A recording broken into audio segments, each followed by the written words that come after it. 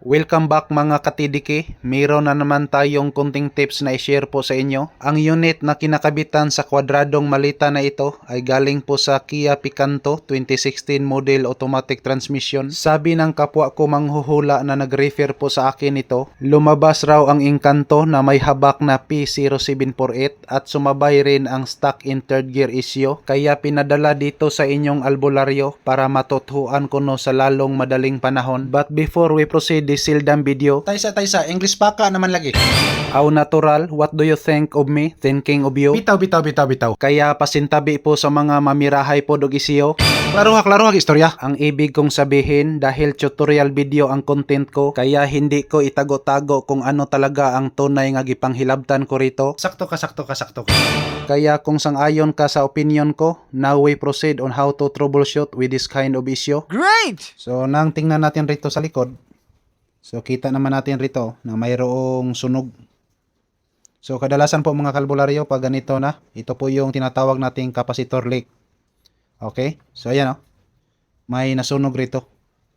At nang naitingnan rin natin dito sa kabila, dito po yan puntarya. So yung sunog na nakikita natin, yung sa kabila, ito po yon, yung tinatawag nating capacitor leak.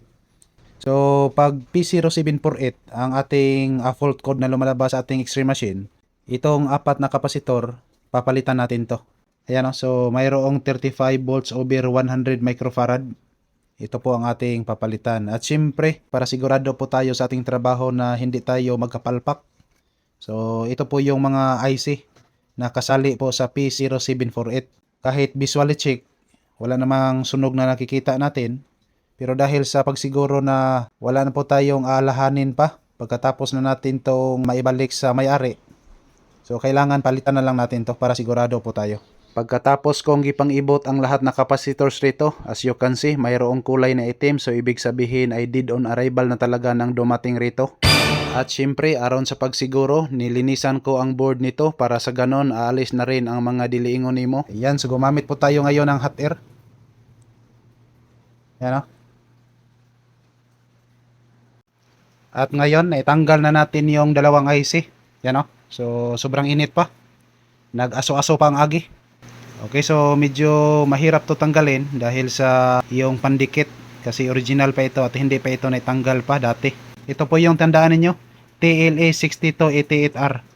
Alright, so pagkatapos na nating nalinisan lahat. Ayan o. So, sobrang malinis na at haplos na kay dulas. Okay, so ito po yung mga tinatanggal natin na mga IC, dalawang IC at apat na kapasitor. At ito naman yung ating gagamitin. Dalawang IC at apat na kapasitor. Okay, so ito lang po ang ating tandaan. Dapat hindi po tayo matakot magawa ng ganito dahil kapag hindi natin subukan, hindi talaga natin malaman kung ano ang naging problema lang. Kaya pag ganito po mga kalbularyo, yung P0748 na code. Yan, so ito po yung ating papalitan dapat. Okay, so ngayon, dahil sa nakaprepare na po ang ating circuit board dito, ikabit na natin to, yung bagong parts component natin. Alright, so ito na po ang ating finished product. Ayan o. So naikabit na natin ang lahat na capacitors rito at yung dalawang IC. Ayun, so ito naman yung tinatanggal natin na lumang capacitors at lumang IC, yung dalawa.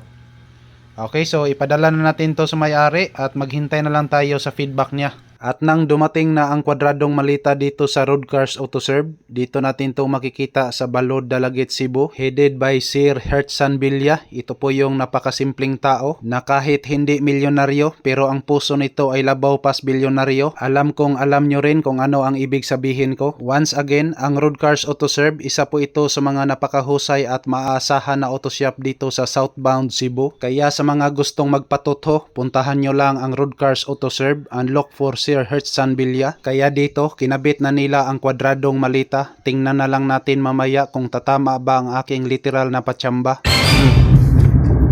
Dati dito, kailangan bubuilo ka, kinahanglan mo hunat ka bago maka-akyat doon. Pero pag hindi mo dili mo ihunat, di gud kaga ka. Karon waratan ni hunat atong sulayan kung makagaa ka ba. Dati di kagaa ka kay parang nakatrisira lang lagi yung transmission niya. Ito pa, umpisa na tayo paangat. Shit na. Ano na siya, okay na talaga. Din hiwad. Di na kaya magkuano eh. Mura nagdugos. Magakamang na. Oo. Ngayon okay na talaga. Maramdaman mo na yung makina na parang tumatapang na. Mga ganun na. Oh, dire awa na ay. Dire po na magkamang na gyo. Tinesting nyo to dito, no? Oo. Subukan natin na overtake o alanganin. Okay na talaga. Okay na talaga, sir. Salamat. Maraming salamat talaga, sir. Maraming salamat talaga. Dati dito parang pag umakyat talagang wala. Ngayon okay na talaga. Alright, so hanggang dito lang muna tayo mga kalbularyo. Maraming salamat po sa inyong panonood. As always, to God be all the glory. Happy Sunday everyone. Sa kanunay, dalaygo ng Diyos.